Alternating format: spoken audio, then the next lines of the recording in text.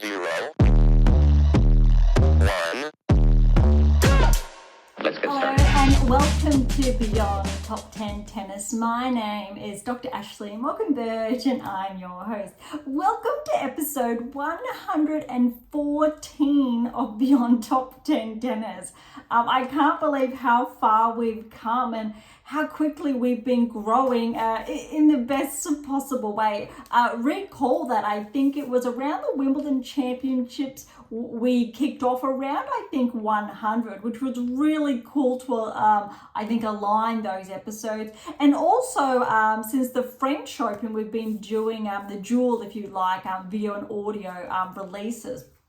As always, though, if you are new, I really would encourage you to track back to some of our earlier episodes that really dived into, let's say, the secrets to optimal performance success and the secrets to optimal coaching success. So they are some of my newer releases, but they also really dig deep into the scientific side and extrapolate the data in a more simplified context to really explain and form that baseline that we really do talk about almost every episode. So they really do lay a foundation and where we've essentially been going this season by diving into the latest rankings and results on the WTA and ATP tours respectively.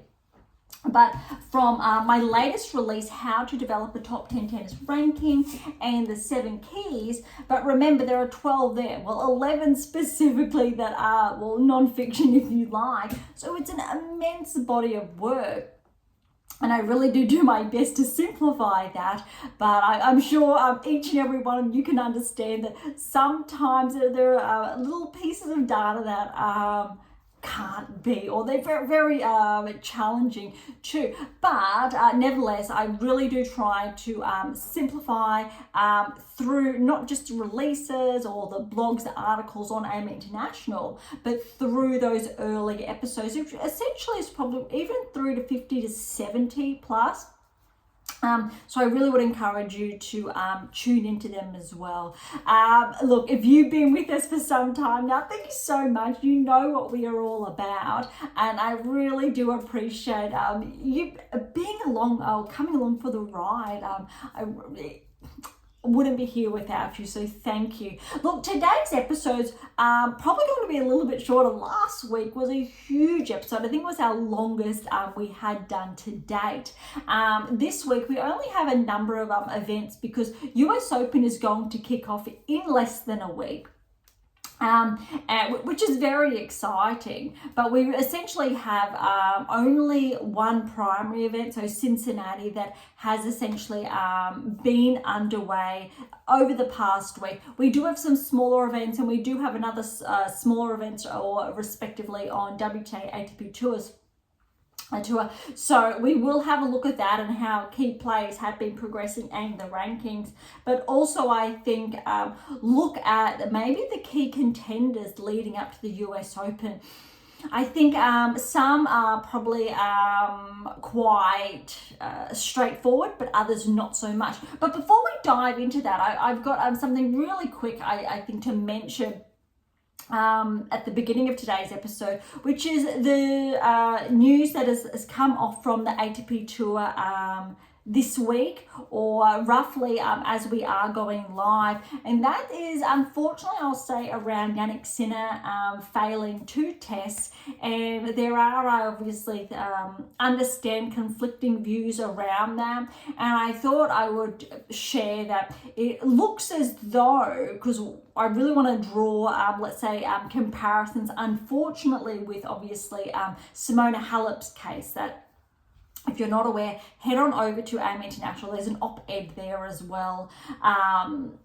But where I'm going with this is that it seems as though Sinner did not ingest the substance, and why he obviously failed those drug tests back to back in March this year.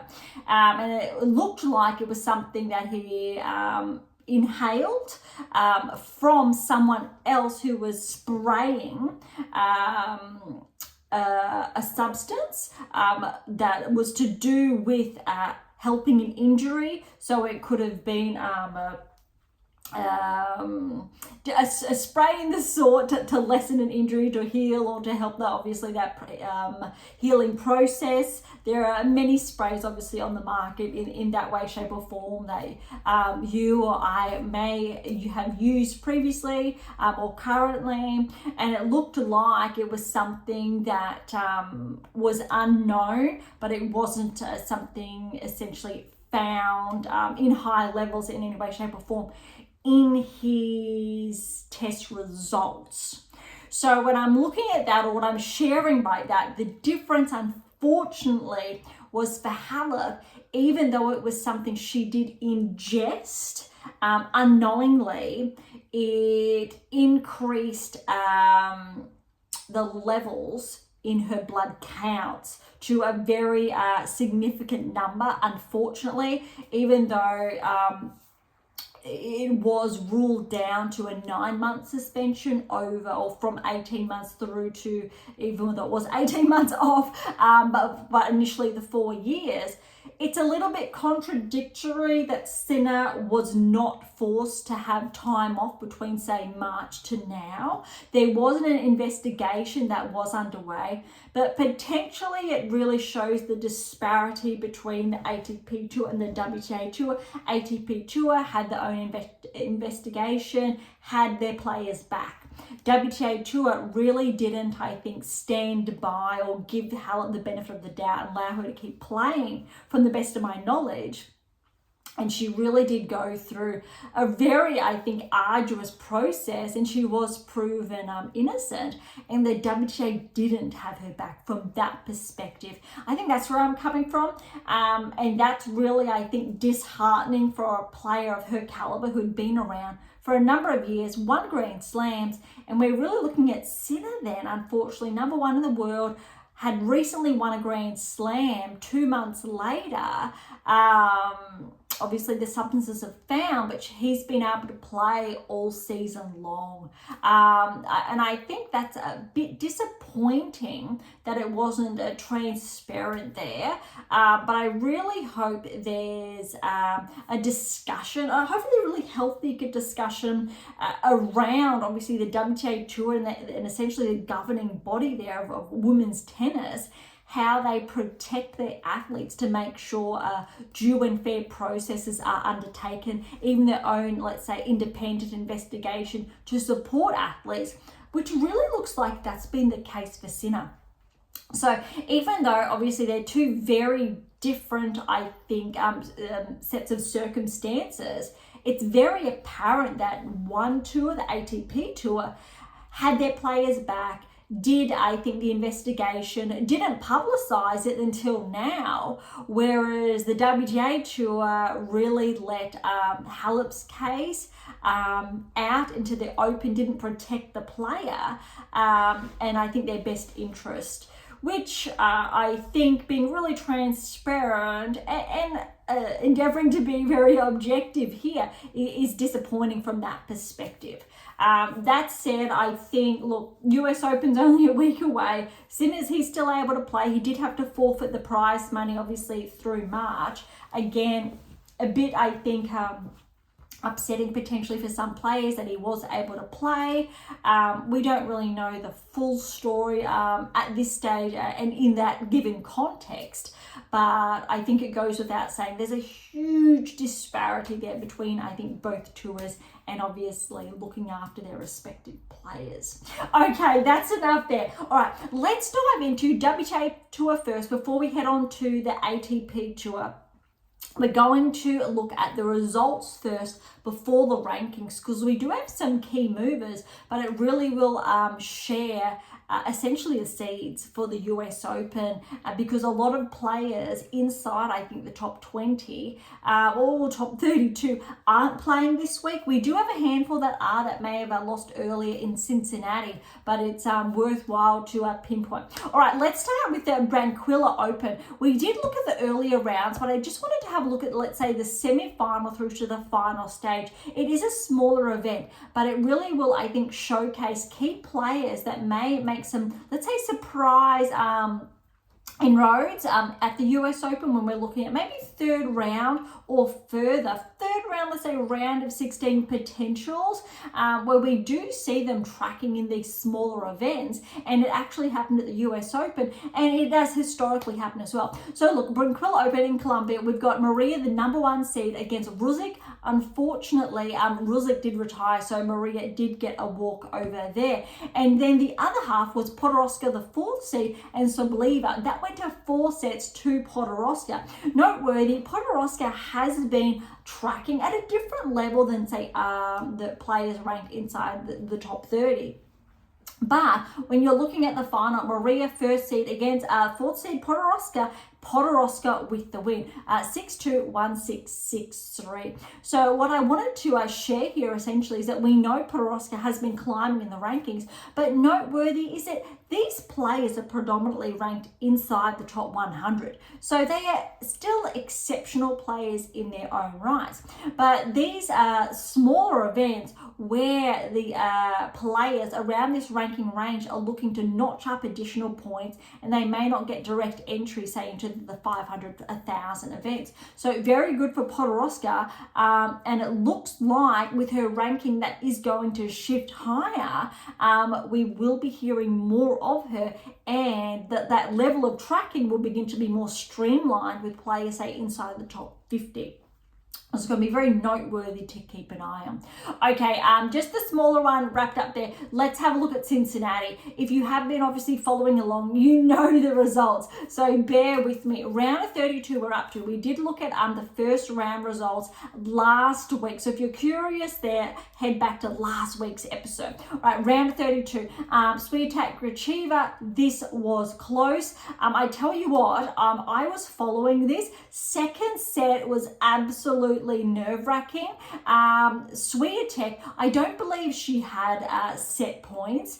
It kept going to Gracheva by 2 points almost, essentially, with those set points. Potentially Swiatek did have that 1 or 2 match points, but Gracheva played probably the best set of tennis in her life in that second set. 10-8 that tiebreaker was. It was so close. But look, well done to Swiatek holding it together when she was this close from closing out the match and having to play another set. That was really huge. And from, I think, a mental standpoint, incredibly draining. So Gracheva couldn't keep up with Swiatek, as obviously was potentially anticipated in that third set, 6-2.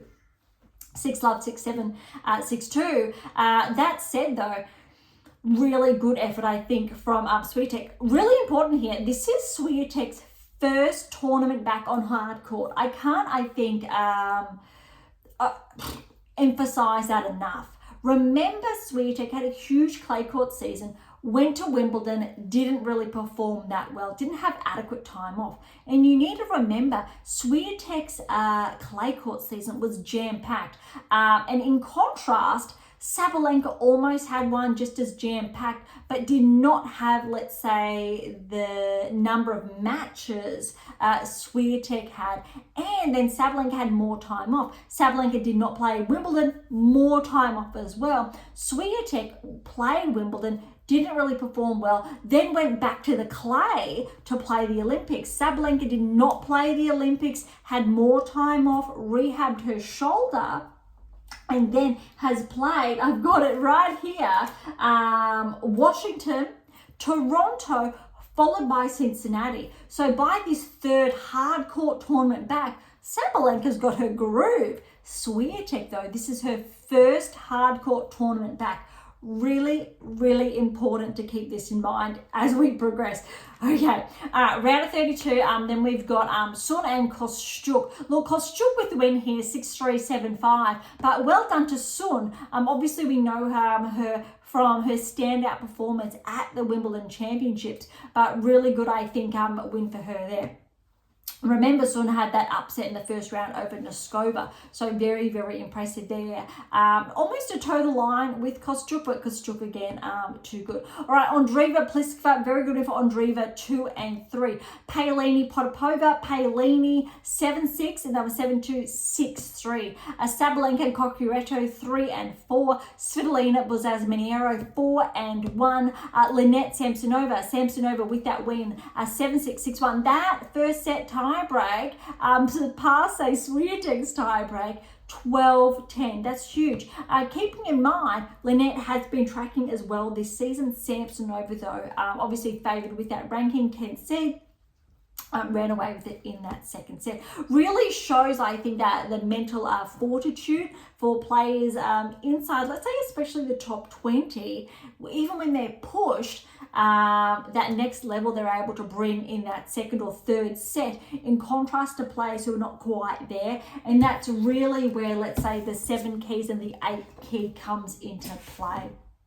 Okay, Evanesian upset Ostapenko in that second round. That's actually a huge upset. 3 sets though, 2-6, 6-2, 6-2. What's a little bit ironic here is that even though Ostapenko has lost in the second round, she has progressed in the rankings, which is very ironic. All right, we will get to that later on. All right, Pegula and Makova. This is a really tough second round for Pegula. She's coming off a really good win, though, has been playing some really good tennis. The type of tennis we haven't seen since last season. Makova, though, she's had a huge, I think, stint off. A good, I think it's 5 to 6 months, roughly, maybe a little bit more. Obviously had that wrist surgery, but she has been having some good results, then some maybe not so much, and some good. So this was tough. And look, Pegula with that win, 5-7, 6-4, 6-2. I would say a great match for Pegula, but also a really good performance for Makova. A Townsend upset Kazatkina. That is absolutely huge and has pushed Townsend's ranking for the very first time into the top 50. Huge result. 6-1, 2-6, 6-1. Kruger, Schneider with the win there, 7-5, 6-love. Fernandez, Rybakina.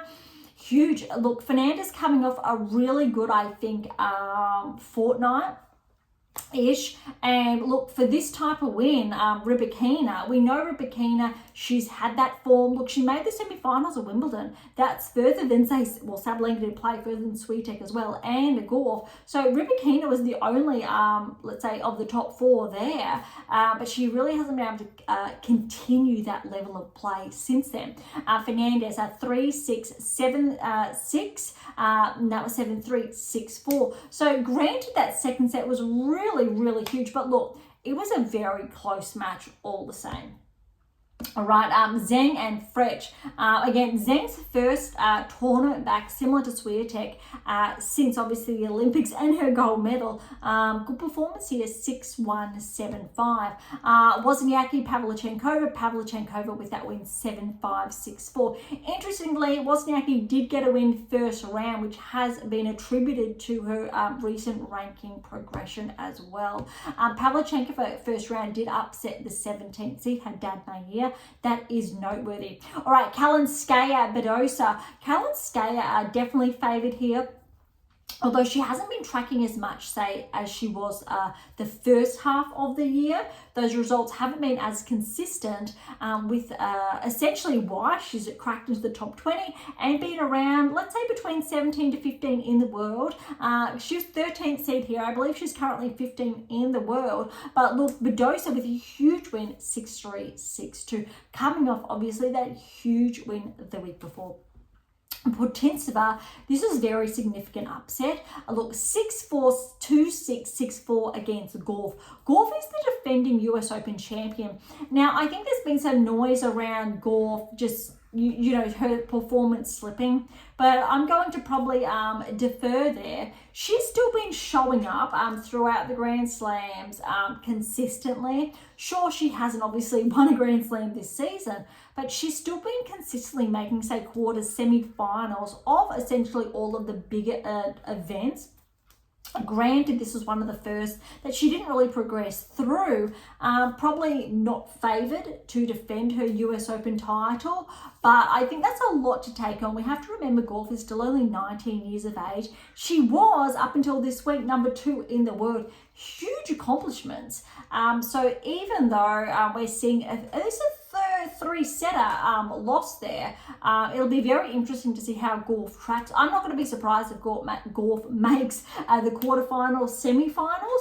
Might be a little bit surprised at this stage if she does make the finals, but I'm definitely not going to write golf off in any way, shape or form. Okay, round of 16. This was really interesting here. We had a number of upsets. But look, Swiatek, Kostyuk, very different in contrast to, let's say, that second round result. 2-2, really impressive there, essentially because Kostyuk has been playing some really good tennis. So well done to Swiatek. Again, only second match on hard court back. Andreeva had a very big upset over Paolini. But look, it's 3 sets. 3-6, 6-3, 6-2. You need to remember, Paolini has had a huge season, probably the biggest season of her life. She is the most successful and consistent player on the WTA Tour over the past, I will say, 3 months. She made the finals of the French and she made the finals of Wimbledon. Not even Sabalenka or Swiatek or Golf was able to do that, or Rybakina or Pegula, any other player ranked inside the top 10. It is very, very significant. And she still continues to track. Granted, I think this is Paolini's maybe second, third event back. I'm not too sure if Paolini did play Washington. So look, this is an okay result here.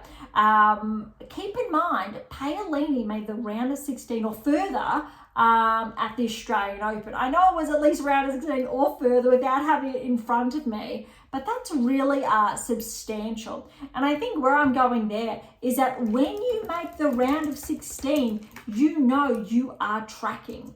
And I want to see if I can quickly have a look. But when we're looking at these metrics, it is absolutely substantial because Paolini, not only has she been tracking ahead of other players, it's just incredibly, I think, impressive from that perspective. All right, bear with me, and I'm going to find this because, yes, it was round of 16 and she did fall to Kalinskaya. Really, really interesting. And we know how Paolini has progressed since then. I just want to make sure I could clarify that for you. All right, Andreeva has picked up her form. So remember, didn't perform, let's say, to expectations at Wimbledon. Still had, I'll say, a relatively okay results. Huge performance at the French Open. Skyrocketed her rankings. And she's tracking again. We need, or I would prefer Andreeva to halt and to, let's say, make those round of 16 quarters before she starts making consistent semi-finals, maybe finals, another 2 seasons. That's not saying she's not capable of that in any way, shape or form. I really think probably Andreeva at this stage is set for another maybe semi-final berth. That said, I'm going to engage that the hard court for her at this stage isn't her preferred surface, in contrast, say, to the clay. We're yet to see clear tracking through there, but Andreeva is definitely, I think, set to come a barrier breaker inside the next season, which is very, very dangerous. All right, Sabalenka, Svitolina. This was a very good win for Sabalenka. Svitolina, look, 7-5, 6-2 to Sabalenka. Svitolina has been playing some, I'll say, some good tennis. Not the best as this time, not the best as this time last season, but still, despite the rankings, Svitolina is definitely top 20. Samsonova, MFC, Samsonova has been tracking this season 4-6, 6-love, 6-3. That's actually a very good performance from Evanesian there to push Samsonova to those 3 sets. All right, we have quarterfinal stage. This was really interesting here. Look, Swiatek Andreeva 4-6, 6-3, 7-5. I think that just underscores what I just said about Andreeva, hard court services, tracking on the ropes to become a barrier breaker. She just took the number 1 in the world to 3 sets. Granted, nonetheless, this is Swiatek's third match then back on hard, in contrast to, say, Andreeva. So a really good, I think, performance for Andreeva, but way to go, I think, for Swiatek to push through that. Definitely, I would argue, not Swiatek's best level. We are not seeing that at this stage. All right, Sabalenka and Samsonova, 6-3, 6-2 to Sabalenka. That's actually a very good performance from Sabalenka there. Pegula Fernandez, well done to Pegula, 7-6, 6-7, 7-6. But look at that scoreline. That second set tiebreak went to Fernandez 7-1. The third set tiebreak went to Pegula 7-3. Look how close that is. Fernandez is playing really good tennis, and let's remember, I believe it was only 3 seasons ago now. I want to say it was 21, where it was Raducanu, Fernandez, 2 teams showing off in the US Open final. And look, it's really important, I think, to remember that Fernandez was there. And I think she does not get enough credit for that and how she has been tracking. So yeah, really, really important, I think, to note that Fernandez can be very, very dangerous on the hard court surface. So yes, it was 21. I just want to again clarify that. Right, other quarterfinal, Badosa, Pavlyuchenkova. Great to see Pavlyuchenkova in the quarters of, I think, a really big event here. But Badosa, this was very huge. Backing up those results, essentially, from the week before. 6-3, 6-2 to Badosa. That's very, very impressive. All right, semi-finals, Swiatek, Sabalenka. Hopefully you were on the edge of your seat as I was. Again, this is why I think I underscored the importance of the lead-up events, whereas this is Swiatek's first tournament back, first hard court tournament, and in contrast, Sabalenka played, again, Washington and Toronto right here. But then also, so it's Sabalenka's third event back. 6-3, 6-3 to Sabalenka. I believe this is Sabalenka's first win or first straight sets win against Swiatek, which is huge. But what I really want to underscore here is that Sabalenka was the finalist in the US Open last year against Gauff. She did win the Australian Open. Sabalenka is absolutely one of the favourites leading into the US Open. That said, again, this is Swiatek, only her first event back. She's essentially with other metrics ahead of Paolini on paper.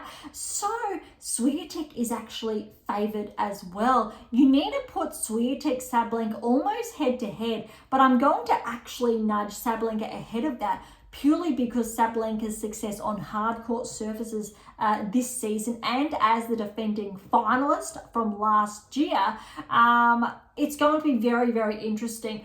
Definitely rooting for Swiatek to progress, let's say, to the semi-finals.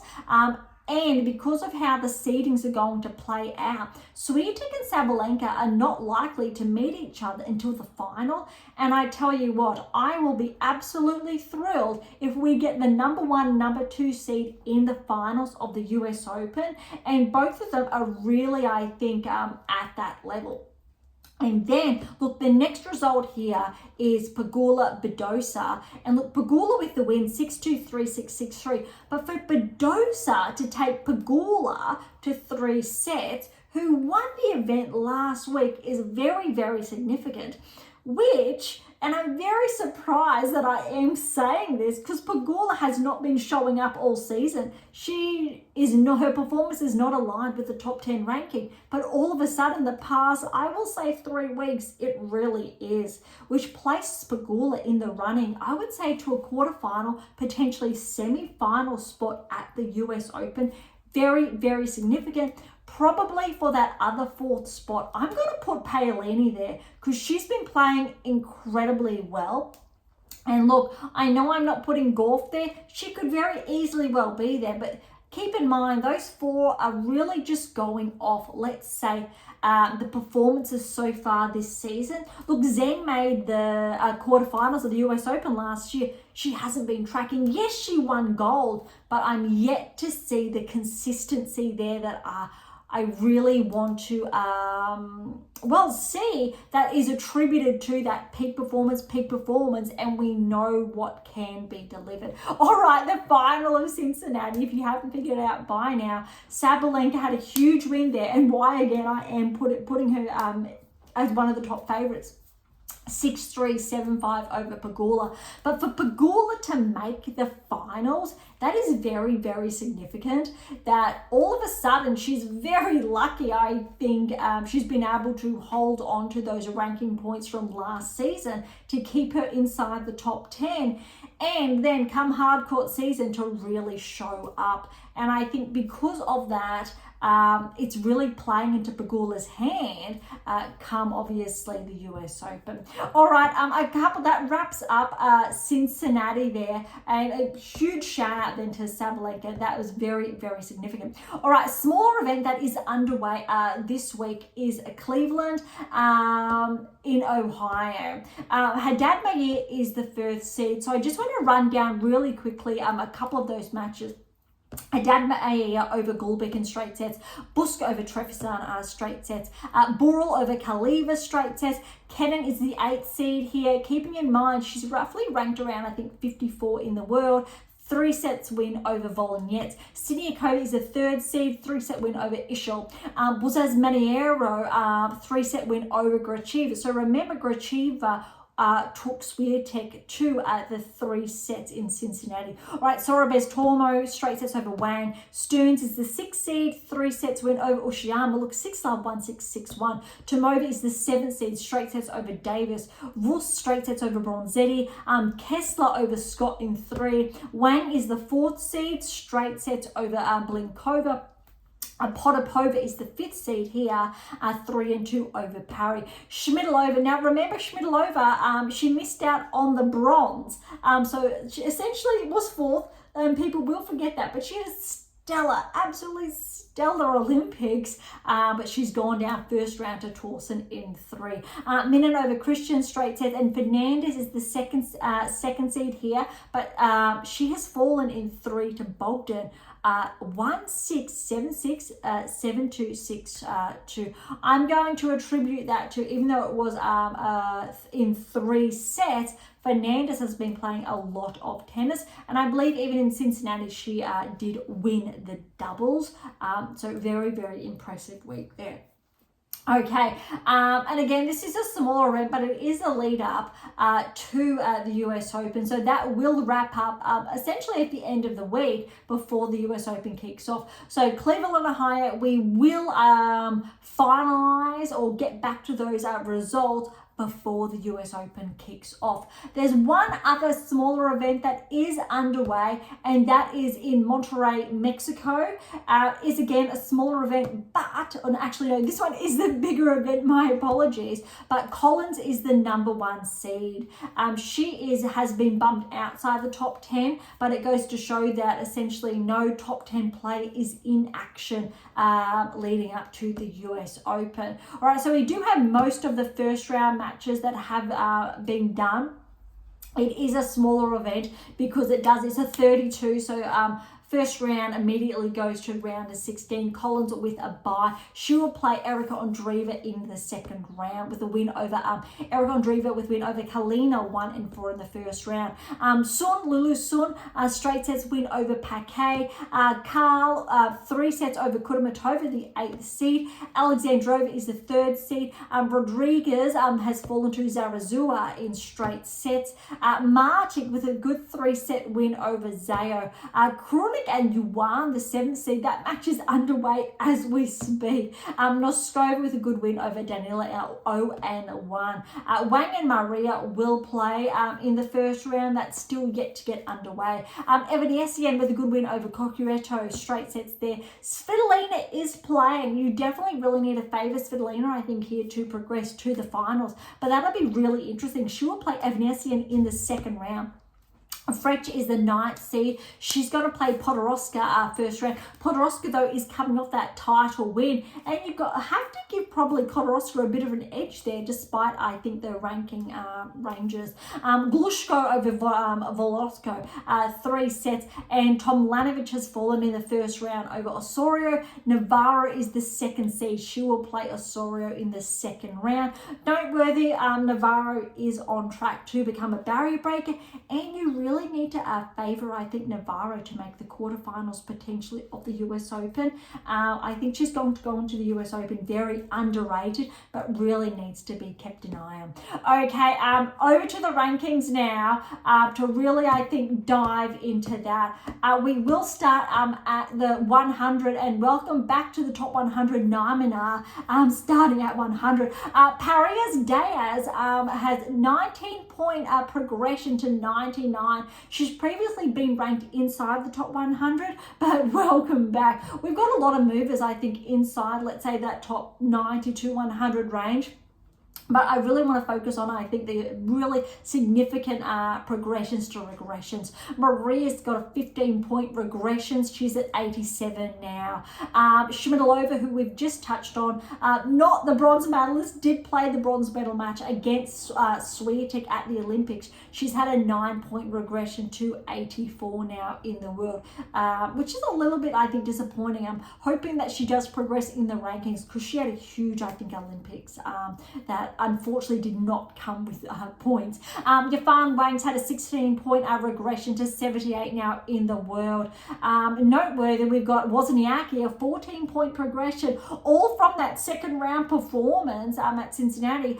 She's now at 70 in the world. Very, very significant. Similar to Badosa, they were both around 140, 115 in the world. They were tracking.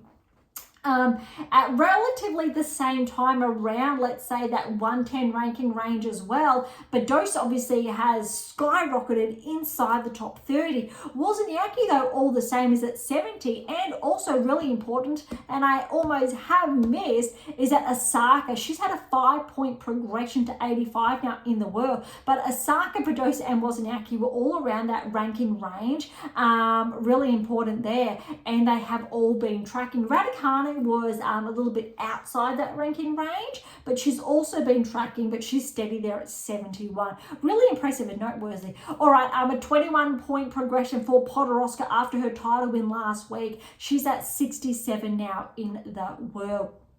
Okay, other, I think, big bumps here. We've got Makova with a 17-point progression. She's now at 51 in the world. Remember, prior to Wimbledon, she still was top 10. After Wimbledon, she really has, I think, regressed, unfortunately. Kenin is steady there relatively at 55 in the world. Anisimova, she's at 49. The WTA, for some reason, just this week has said that the US Open has given her a wild card, but with this ranking, there is no wild card. There's a bit of an error there. So Anisimova, it's great to have her back inside the top 50. Townsend, welcome to the top 50. A 5-point progression, 46 in the world. Very, very significant there. Okay, other noteworthy, I think, significant jumps as we're tracking inside the top 30, or just outside the top 30, is Yastremska and Balta, 33 and 32 respectively. And Noskova is at 35 with a 4-point regression. All 3 of those players should probably be inside the top 30, or were a matter of weeks ago. Okay, Svitolina's at 1 at 28. Really should be top 20. Badosa, a 9-point progression, 27 in the world. Very, very, very significant. Let's see how long Badosa can keep this new peak level of play up, and if she really can deliver that and bring that at the US Open. She's only been back at her peak performance for a short time, and it has been absolutely stellar with what she's been able to deliver. Really showcasing why she was able to, I will say, make her way inside the top 10. Yes, she did make it to number 2 in the world, but her performances at that time, especially looking at Grand Slam metrics, did not correlate with that ranking. That may upset some people, but there was zero correlation there. It was very inaccurate, for lack of better wording. But how Badosa has been playing now at this point in time, if she was to make the round of 16 at the US Open, and that would push her inside the top 20. It would correlate, and the following season she would break into the top 10. It would correlate. Really, really important, and a very big differentiator there. All right, Pavlyuchenkova is relatively steady, a 2-point progression. She's at 26. Vekic has been bumped back just the 2, is at 25. Fernandez is up to 24.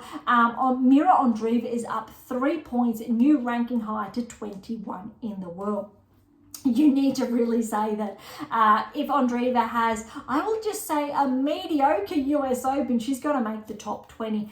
Very, very significant there for, I think, the 17-year-old. Absolutely huge. Azarenka's back 1 to 20. Kostyuk's up 2 to 19. Schneider has broken into the top 20, I think, officially, not just 20. She's now 18 in the world. Very, very significant. And look, for those of you out there unsure of how am I going to bump up to the top 20 in one season, Schneider is the perfect example. She started, I think, the year around 70, 80 in the world. Look, top 20, here we come. And look, it happened to Swiatek in, I think, her first peak year. It's happened to Paolini, even though she wasn't that low in the rankings. She's having a stellar year. Same with Kalinske. We've had a number of breakthrough players on the WTA Tour this year, which is quite an anomaly, but really, really, I think, significant nonetheless. All right, Keys, Navarro, Kasatkina, they're steady at 14, 13, 12 respectively. Coles is back 1 to 11. Top 10, here we come. Ostapenko, she's already been a barrier breaker this season.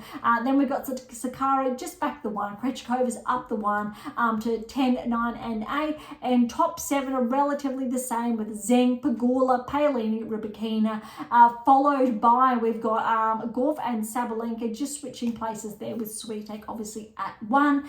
Noteworthy that it looks like Swiatek, she's tied with Barty now for 170 weeks at, I think, with Henin. And she's only got a few more weeks before I think she ties with Barty. And it looks like, where I'm going, is that irrespective, I think, around or points-wise, Swiatek should be able to, I think, with a round of 16 performance at the US Open, surpass that. It'll be very, very interesting to see, especially also how Sabalenka tracks at the US Open. And if I think Swiatek breaks not only let's say, the top 10 best tennis players of all time to hold on to that #1 ranking, but she could very well make the top 6. And we will find that out, I think, by year's end. Very, very exciting. Okay, let's head on over to the ATP Tour. We've only really got this week and Cincinnati to look at. So let's have a look at Cincinnati first. Round of 32, we are up to, and this was Sinner's, I believe, first primary event back, or maybe it was his second. Please correct me there. But I'm pretty sure, yes, Sinner potentially, he did play last week, but we're trying to get some traction here. But look, good win over Michelson in the round of 32, which then jumps to the round of 16. So over Michelson qualifies 6-4, 7-5. Thompson, really good performance over Baez, 2 and 4. Nakashima over Fils, 7-5, 6-3, and that was 7-3. That's a very good win for Nakashima. Fils has been tracking. Rublev over Zhang, 4 and 3. I'll say expected there. Zverev over Kakanakov, 3 and 2. Zverev is definitely going to be a dark horse. Is definitely underrated. Sinner, Alcaraz, Djokovic gets predominantly all the attention. Zverev and I think Medvedev are flying under the radar when it comes to the US Open. And Rublev may very well have a breakthrough, potentially semi-final there if he continues to track. All right, Purcell has fallen to Carino Busta, 3 and 3. Shelton over Echeverry, 6-7, 7-6, 6-3. Look, first set tiebreak, 8-6 to Echeverry. A second set tiebreak, 9-7 to Shelton. That's very huge. Well done to Echeverry to push Shelton all that way. Mrazan has upset Dimitrov in the round of 32 in 3, 4-6, 6-4, 6-3. Hurkacz, good win over Nishioka, 3-6, 7-6. 7-4, 6-1. Koboli over Darderi, 7-6, 3-1. Obviously retirement there. Mazzetti has fallen to Tiafoe. Very, I think, interesting and noteworthy. Mazzetti's had a huge season from the French to the Wimbledon to the Olympics. Remember, he is the bronze medalist there. Very, very significant. Tiafoe, though, has not been tracking this season. He's been hovering around. Well, he was outside the top 30, then slightly inside the top 30, then outside the top 30. And he's had a very, very good week. I won't spoil it just yet. So, look, hard court surface has arrived. We know Tiafoe typically peaks at the US Open, not at the Australian Open, but the US Open for some reason. And look, 3-2. Lecheka over Medvedev. That is actually a very big upset. 7-6, 7-2, 6-4, especially again with the US Open around the corner. Medvedev is last year's finalist. Obviously, it was Djokovic and Medvedev. Really important there. Medvedev has won the US Open previously and been a finalist on more than one occasion there. So I think when we're looking at other players in that lineup, this is very, very important. All right, Agour-Elisame upset Ruud, 3-1. Felix has had a very good season as well. I will say Ruud on the hard, it's really not his favoured surface. So I'm not going to place Ruud, I think, in the mix. Maybe second round, third round, probably not round of 16 as much as obviously his ranking should place him there. Draper and Tsitsipas. Draper with a very good win, 3-6, 6-4, 7-5 over Tsitsipas. Again, probably not going to position Tsitsipas inside, say, the quarters. He could make the round of 16. We have seen Tsitsipas play very good on the hard courts previously, but going off his most recent level of play, again, probably ahead of Ruud, but not too far thereof. Rune over Borges, 3-7-6, and that was 10-8. Rune is starting to track. Really important that he has switched his coaches, just with the one coach now, does not have, let's say, Serena's former coach in that lineup. And I think it's starting to show in his tennis almost overnight. And we are starting to see Rune really, I think, with some core metrics. And even though he's seeded here 15, we know he's top 10 and he has that regression. And yes, our predictive analytics have highlighted that. And we've said over and over again why that regression has happened. But I'm not going to be surprised if Rune finishes the year inside the top 10. If he has a very solid US Open run and thereafter. Otherwise, he'll start fresh next season. Monfils over Alcaraz. This was a very big upset. 4-6, 7-6, 7-5, 6-4. Well, one, look how close that scoreline is. And two, Monfils, you can never write him off. And again, Alcaraz has had a very big season. So I don't think he should be that hard on himself from this perspective. I believe Alcaraz did make the semi-finals of the US Open last year. He did obviously win, I believe it was the US Open the previous year. So you cannot write, I think, Alcaraz off. However, given the winner of Cincinnati, you need to obviously favour Alcaraz after that. I don't want to spoil it. Okay, let's head on over now to the round of 16. And we don't have too many surprises here. Sinner had the walkover over Thompson. I think that really served him well, unfortunately. Hopefully we see Thompson back at the US Open. Now, Rublev over Nakashima, 7-6, 6-1. Zverev over Carino Busta, 7-5, 7-6. That was 8-6. Shelton over Marizan, 4-3. Hurkacz over Koboli in 3, 6-3, 3-6, 6-1. Tiafoe over Lecheka, 6-4, 6-7. And that was 12-10, huge, and then 7-6, 7-5. That's a very, very big tiebreak, all back-to-back. Draper over Agour-Elisame, 5-7, 6-4, 6-4. I'll say that was the primary upset. Rune over Monfils, 3-6, 6-4, 6-4. So relatively on the men's side, we're seeing a straightforward. We did see most of that on, let's say, some of the women, but most of the men here are, I think, following through as far as seedings are concerned. But let's have a look at this. Quarterfinal, Sinner over Rublev, 4-6, 7-5, 6-4. Very good performance for Sinner. Zverev over Shelton, 3-6, 7-6, 7-3, 7-5. Huge win for Zverev, but way to go for Shelton. I believe Shelton did make the semi-finals of the US Open last year. Probably this year we're looking at the quarterfinals, around 16 quarters. But Zverev with that scoreline, you really need to favour him to make the quarters, semis, potentially another final. And you need to remember, Zverev's been tracking this season and he is probably ahead. Well, no, on paper, he's ahead of Djokovic. He really is. It really comes down to Alcaraz, Sinner and Zverev, and on paper, obviously, Alcaraz has 2 slams to his name, Sinner 1 slam to his name, and Zverev has been showing up without a doubt. Djokovic, unfortunately, yes, he has been showing up, but Zverev really edges them out ever so slightly there. Tiafoe, very good win over Hurkacz, 6-3, and then Hurkacz walkover. Hopefully Hurkacz is fit for the US Open, but very good, I think, first set, irrespective for Tiafoe. Rune over Draper there, 4-2. Good win there for Rune. All right, semi-finals, I think, as potentially anticipated, we've had Sinner over Zverev, 7-6, 5-7, 7-6, but check out this scoreline. That first set tiebreak was 11-9. That third set tiebreak then was 7-4. That is huge. There's this much in it between Sinner and Zverev. And look, if you are listening to only the audio only, I'm trying to show absolutely almost no space between, obviously, forefinger and thumb. Very, very significant. And it proves that I'm not going to be surprised if Sinner and Zverev make the final of the US Open.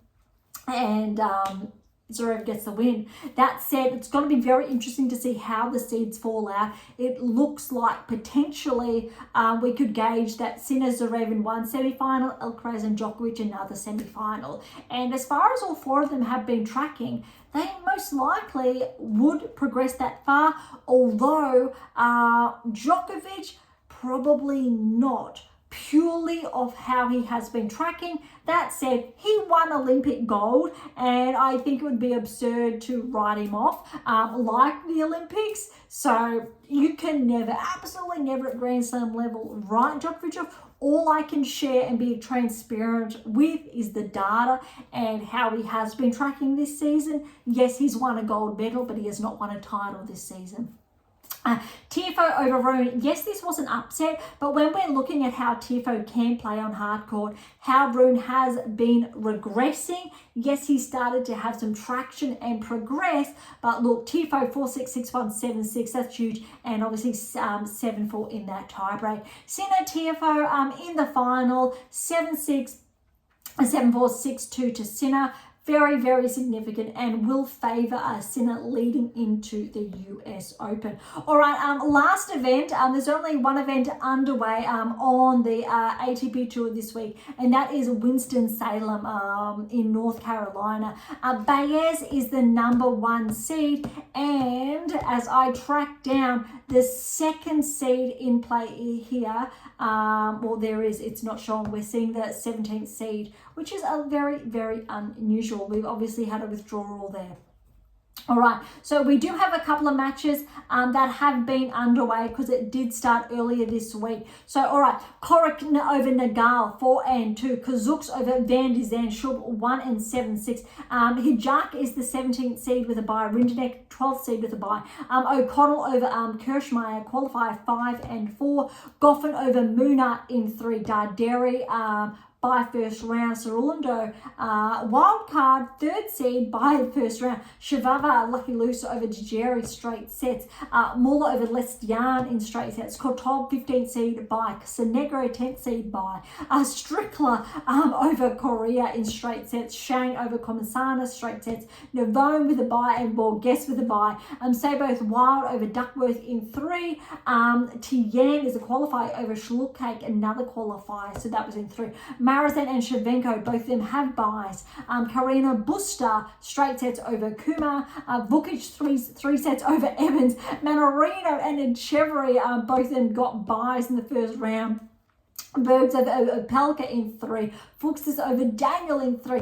Mitchelson and Gaston with buys first round. Eubanks over Walton in 3. And Mute over Magia in straight sets. And again, Suflin has been given 17th seed where the 2nd seed should be. That was a lot. Okay, our second round, round of 32. So we do have a couple of those matches that have been underway. Korek has upset the number 1 seed Baez 3 and 4. Rinky Hijikata has upset Kazuks in 3, 4, 6, 6, 3, 7, 6, 7, 4. Rinjanek over O'Connell 3 and 4. Goffin over Darderi 2 and 4. Sujava over Sorolundo, the 3rd seed 4 and 4. Kotov over Muller in 3. Sonigo over Stricker straight sets. Shang over Navone straight sets. Borges has been upset both Saboth Wild 7, 6, 6, 2. Tien over Marazin in 3. Carino Buster in 2. Vukic over Manarino in 3 sets. All right, and we still have Chevry and Borges, Fuchsovic and Mitchelson to play out, and Gaston and Eubanks to play out, and Mute and Sorflin to play out. Gaston, my apologies. We know Eubanks has got that win over Gaston, but it'll be very, very interesting to see who I guess continues to track there. It's going to be, I think, quite interesting to see. I probably gauge that the winner or semi-final winners here may make 3rd round appearances at the US Open. We might have a breakthrough of the round of 16 like we did have Rinky last year. But I think I really want to give more weight to Cincinnati. Okay, let's head on over to the rankings because we do have a couple of movers this week. Starting with the top 100, we have Dejeri has broken into a 6-point progression here to make the top 100. Congratulations and well done. Vukic is up 3 to 94. Purcell has a 23-point progression to 91. Goffin is up 2 to 90. Rusevori, a 10-point regression to 83. 19-point progression to Dzumhur to 81 in the world. And we've got Lakovic, a 12-point regression to 66. That's very significant there. All right, I'm looking for the big movers this week. We've got a lot of, I think, 1s and 2s. Inside the top 50, Monfils, just the one at 45 of a progression. Zhang, a 3-point progression to 41 there. Macaque 39, a 1-point progression. Borges is a 4-point to 35. Lecheka a 3-point to 32. All right, top 30, here we come. We've got Analdi at 30, Sorolundo 29, and here are the seeds essentially playing out. Thompson's probably just going to miss out on a seed. He's had a 1-point regression to 33 now. Baez is back 21. Tiafoe is the biggest mover, I think, inside this ranking range. 7-point progression now to 20 in the world. We haven't seen Tiafoe inside the top 20, I think, for the best part of the last season since that regression, but very, very impressive. And we've got Olga Alisame back inside the top 20. Former top 10 player, and Felix is on the road, I think, towards the top 10 again, probably more so the top 15 by season's end if he has a good performance at the US Open. All right, then we've got Mazzetti, Humbert, 18, 17 respectively. Court is back 1 to 16. Rune is up 1 to 15. Paul is back 1 to 14. Shelton's up 1 to 13. And then we've got Fritz. Paul, Shelton and Fritz really have been playing... they've been exchanging places, etc. I was looking for musical chairs. But Paul's been primed as a barrier breaker potentially this season. I'm not going to be surprised if Paul makes the quarterfinals of the US Open. Let's see how Shelton tracks. If he can, I think, make that semi-final appearance again, probably I'm going to put him at a quarterfinal there. Fritz, probably a dark horse if he can maintain his level of play. Potentially quarterfinals, semi-finals. If he plays some of the best tennis of his life, Fritz could very well make the finals of the US Open. That could be really, really interesting. However, he's not, let's say, inside that top 4 that I have mentioned from the likes of Sinner, Djokovic, Alcaraz, and Zverev. Noteworthy as we get inside, I think, the top 10. Look, Tsitsipas is just outside the top 10, and there's only 10 points separating him from de Minaur, with de Minaur having a couple of weeks off due to that hip injury. Okay, so it looks like if Alex cannot, let's say, make the round of 16 quarterfinals of the US Open and Tsitsipas does, he will be bumped out and Tsitsipas will be bumped back in. Both of them have been inside the top 10 this year nonetheless. All right, then we've got, I think, only by roughly around 200, a little bit more, is Dimitrov at 9, and then another 200 we've got Ruud, and then only another 200 roughly Hurkacz, but then there's a very big jump with Rublev. There's roughly around 800 separating 7 from 6. Before then we get to Medvedev, which is a bigger leap. There's roughly around, I will say, 1,400 points separating the two, where Medvedev is firmly at 5, but then there's 800 there where Zverev is at 4. Interestingly, between Zverev and Alcaraz are only roughly a bit over 300 points. That's quite noteworthy. And between Alcaraz and Djokovic is only 100 points. However, between Djokovic and Sinner is a little bit less than 2,000 points. Very significant, which means Sinner can lose his place as number 1 if Alcaraz or Djokovic really does triumph. And Zverev, if he wins potentially the US Open, he will be bumped up to number 2. There's a lot of, I think, significant movers there. Whereas on the WTA Tour, if Swiatek makes, I think it's the round of 16 at least, I don't think she will actually lose her ranking. Whereas on the ATP Tour, there's more, I think, margin for one of those players to be replaced. Okay, I really want to wrap up today's episode. So then vying up or leading up to the US Open, again, only a couple of days away, we can dive into a bit more of who's who when the draw is released. It has not been released as of yet. Okay, on that note, thank you so much for listening. To grab a copy of my new release, How to Develop a Top 10 Tennis Rankings, or the 7 Keys, or any of essentially any of those 12 books, head on over to AM8 International, or irrespective where you're based in the world, you can grab a copy also on Amazon. For any comments or questions, head to AM8 or Topic Thread, the social platform set on data privacy, or leave comments directly on YouTube or Spotify.